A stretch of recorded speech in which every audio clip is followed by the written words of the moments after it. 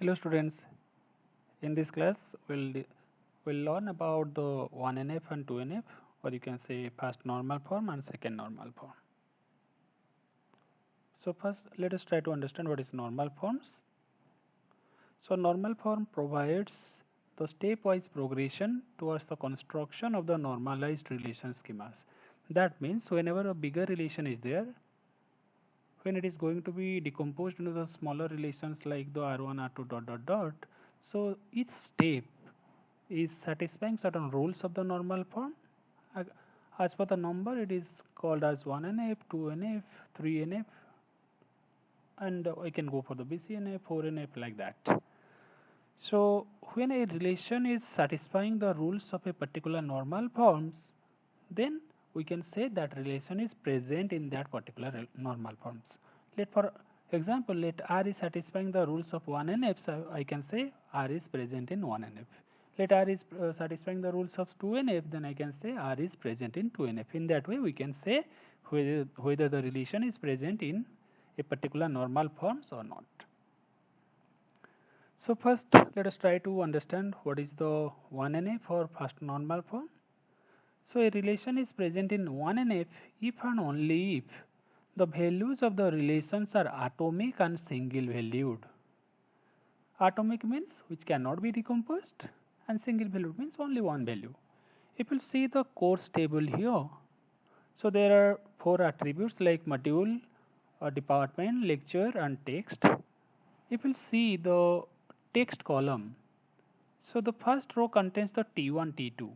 Is it a single value or multi-values? So this is a multi-valued. Similarly for row 2 it is T1, T3, module 4 that is the T1, T5. So in these cases I can find the values are not single valued. They are multi-valued. That means, is it satisfying? Is the table satisfying the rules of the 1NF? No. So this table is not present in the 1NF because the multi-valued values are present. So as per the 1NF, all values should be single valued and atomic. So to convert this non-1NF to the 1NF, what should I do? So for that, these multi-valued values we have to split, we have to separate. So how to separate? Any suggestion? So I can go in two direction.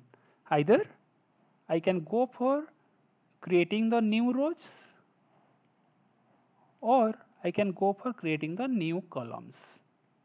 Let's see. For the same table, if I'll go for the new rows, this is the course 1 I'll get. If I'll go for new columns, I can go for the course 2. Let's focus to the course 2 first. Here I am having the text 1, text 2 like that. So if I'll go for the text 1, text 2 columns, here I am finding the null values. So as you know, null values are very much dangerous. Null values are dangerous. Why it is dangerous, student? Because the null values will reserve the memory space for the future use. Memory is reserved here. Second problem is null values is not participating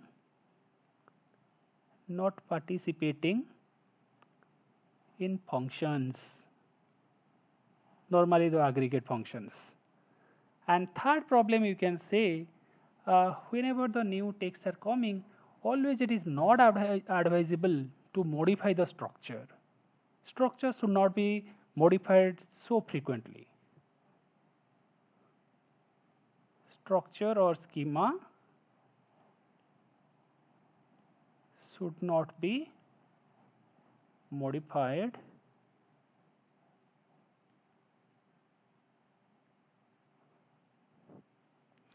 so that is why the new column construction is not advisable. I should not follow this.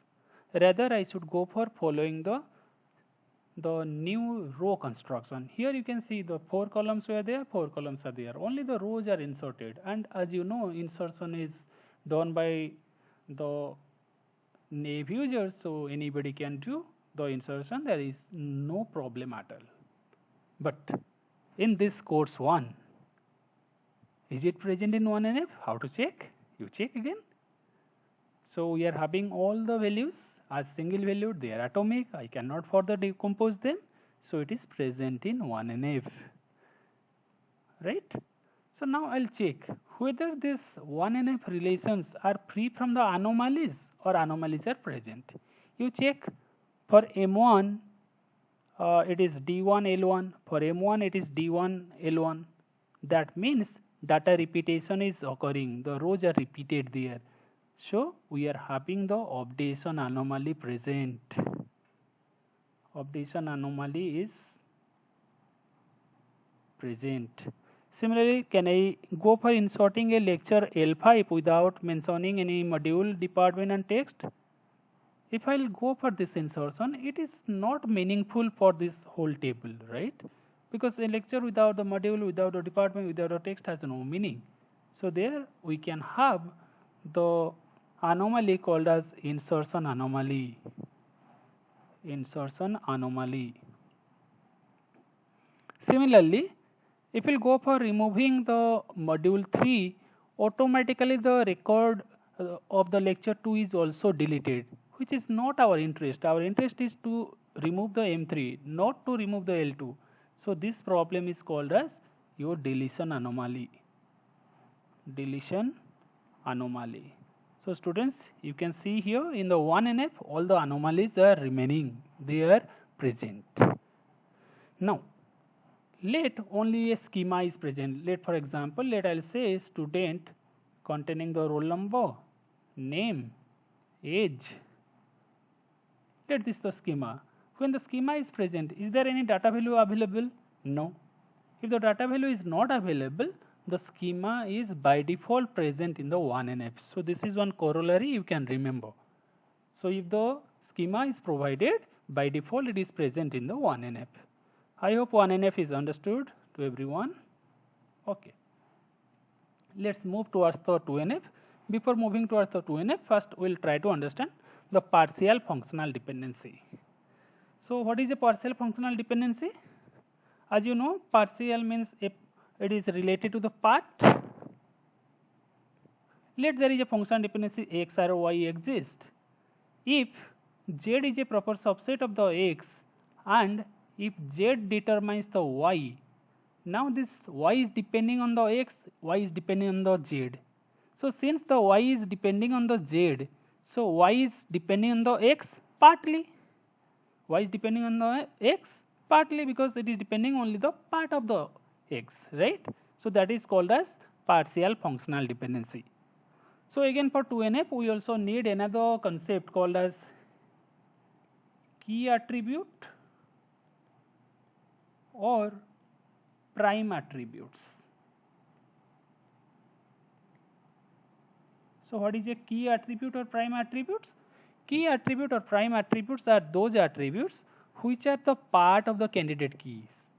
Whatever the candidate keys you are finding, if we will consider those attributes, they are called as the key or prime attributes. Similarly, we can have the non-key attribute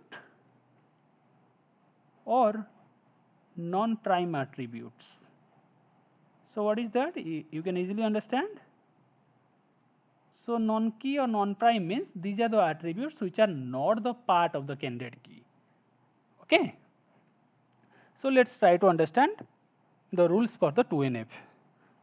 So a relation is said to be in 2NF if the following two conditions satisfied.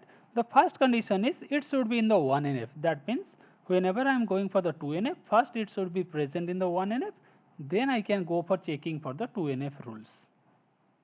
The second condition is saying that no non-key attribute is partially depending on the key. That means the non-key attributes should not be depending on the key partially. They should be depending on the key totally. Okay. So let us see the table we have constructed in the 1NF. So this is the table. Let it is quotes. Here if we will find the functional dependencies, the module to department is a functional dependency, module to lecture is another functional dependency, lecture to department is another functional dependency, module text to the department lecturer is another functional dependency. Students, here if you will see our candidate key is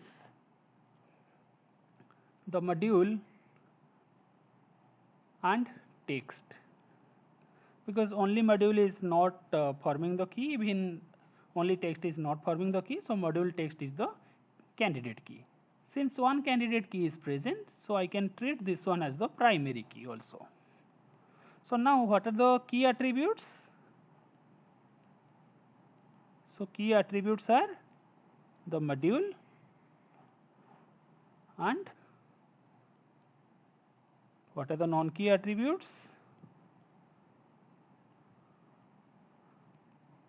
You can easily find, that is department and lecturer. So students, if we'll check the rules of 2NF, how to check? Yes, how to check? So what are the non-key attributes? One non-key attribute is the department, one non-key attribute is the lecturer. Whether the department or lecturer is depending only the part of the keys, like whether they are depending on only on module or only on text, yes, it is there. So you see, module to department.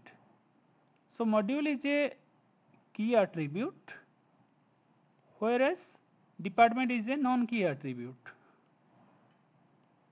So non-key attribute is depending on the part of the key. So this is creating the problem for the 2NF. Similarly, for module to lecturer, we can find module is again one key attribute and lecturer is one non-key attribute. So again it is creating the problem for us. So for converting the non-2NF relation into the 2NF relation, what should I do? So for decomposing that, there are certain steps available. So the first step is saying whatever the functional dependency which is creating the problem, that has to be separated out by creating a new relation. It is mentioned here. The offending functional dependency, you have to go for creating a new relation. And the determinant of this functional dependency will become the primary key there in the new relation. So let x r y is creating the problem, so I'll go for creating one table for the x r y and x becomes the primary key. Second point is saying that whenever I am going for decomposing or creating the new table, the right hand side of the functional dependency should be eliminated from the original relation. From the original relation, the right hand side of the functional dependency should be removed. So when more than one functional dependencies are offending, I'll go for repeating the steps 1 and 2 for each offending functional dependencies. And the last point is saying that when the same determinant, like let it is x arrow y and x arrow z, are going to offend the 2NF, or they are creating the problems for the 2NF, we should not go for creating the one table for x arrow y and one table for the x arrow z. Rather, we'll go for creating a single table for x, y, z. So why we are doing that? Because there may be some functional dependency which is existing between the RHS of the x arrow y and x arrow z. That means between the y and z there may be some functional dependencies. To retain that functional dependency, I should go for creating a single table for the same determinant of different offending functional dependencies. So let's see, students. In this case, the module to the department, module to the lecturers. Since the module and module, they are same, I should go for creating a single table because there is one functional dependency between the lecturer and department is existing. So you can see, I can go for creating one table called as module department lecturer. So module to department, module to lecture, the functional dependency is maintained here. Lecture to department is also maintained. So whenever I'll go for creating this table, the RHS part, that is the department and the lecture, should be removed from the original table. So original table contains the module text only. So now I'll get the course 1 and course 2. One is containing the module department lecture, one is containing the module text. So now in the 2NF we have understood how to decompose. Now the one question remains, whether these tables are free from the updation anomaly, whether they are free from the deletion anomaly, whether they are free from the insertion anomaly. Let's check, students. Let's consider course 1. This is D1 L1, D1 L1. Repetition is there, so updation anomaly is present. I cannot insert the lecture 5 without the department module, so insertion anomaly is present. If I remove the module 3, automatically lecture 2 is also removed. That means the deletion anomaly is present. So here one thing you can understand. In the earlier case, the whatever the anomalies are there, here the anomalies are reduced, but anomalies are present. Anomalies are present in a reduced form, right? So here you can see anomalies are still existing, but that is present in a reduced form. So students, let's try to understand the different questions. So let us consider the first question. First question tells that, this is the first question, there are 5 attributes like A, B, C, D, E. Let functional dependency is given. So in this case, whether it is present in 1NF or not, yes, it is present in 1NF. Why? Since the schema is present, R is in 1NF. Already we have seen that. Then for checking of your 2NF, what I'll do is I'll find the keys. So how to find the keys? First I'll try for the one attribute key. So A plus. In A plus I'll find the A, B, C, D, E. B plus, what I can find? I can find only the B. C plus, what I can find? I can find the CE. D plus, I can find the DE. Right, from B I can find only B, from C I can find CE, from D I can find DE, and E plus I can find what? E only. So which one is the candidate key? The A is the candidate key. So my candidate key is A. So my primary key is also A. Now what are the key attributes? It is A. Non-key attributes, that is B, C, D, E. So now students, if non-key attributes are B, C, D, E, the key attributes is only A, is there any chance of partial functional dependency in a single attribute? There is no chance of partial functional dependencies from the non-key side, right? That means, can I say it is present in 2NF? Yes, it is present in the 2NF. So one corollary we can also derive from that. If the primary key contains a single attribute, then by default it is present in the 2NF. Okay? Let's see another example. The second example we'll see. The second example is saying there are 5 attributes again, A, B, C, D, E. This is the R. So since schema is present,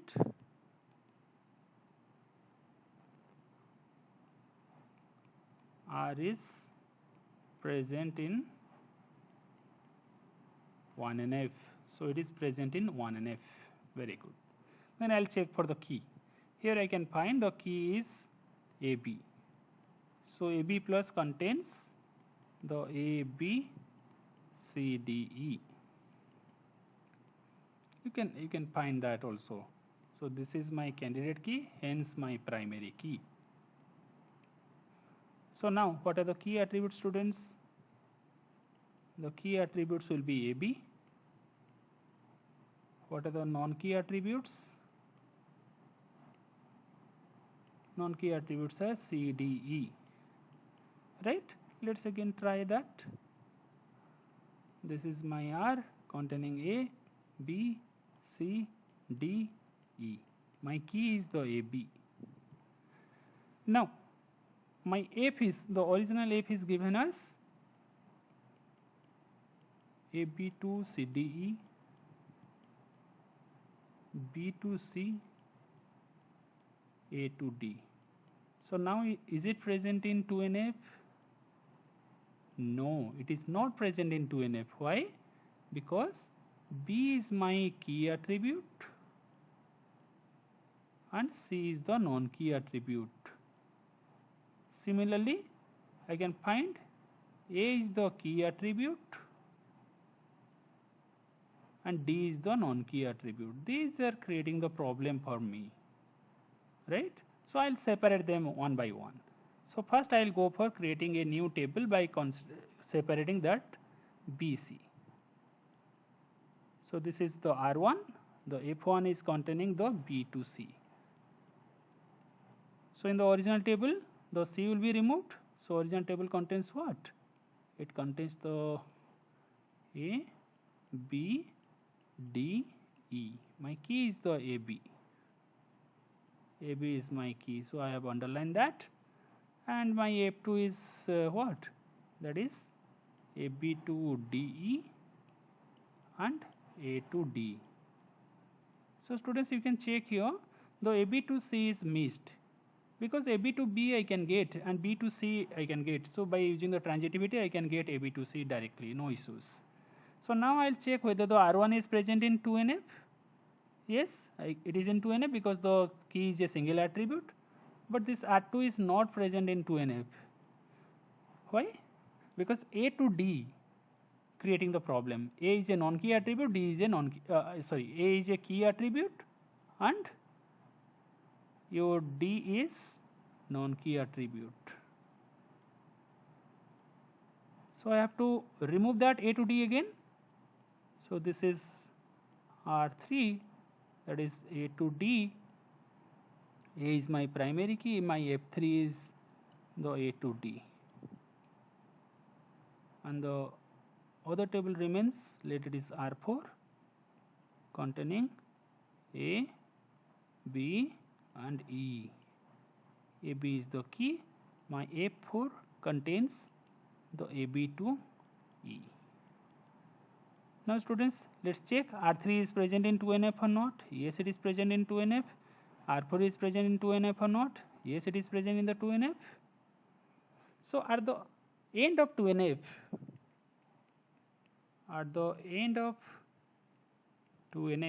how many tables I'll get? We have 3 tables, that is R1 with the BC, R3 with the AD and R4 with ABE, where AB is the composite primary key. So at the end of 2NF I am getting 3 tables out of a single table. So in this way we can go for decomposing a non 2NF relation into the 2NF relation.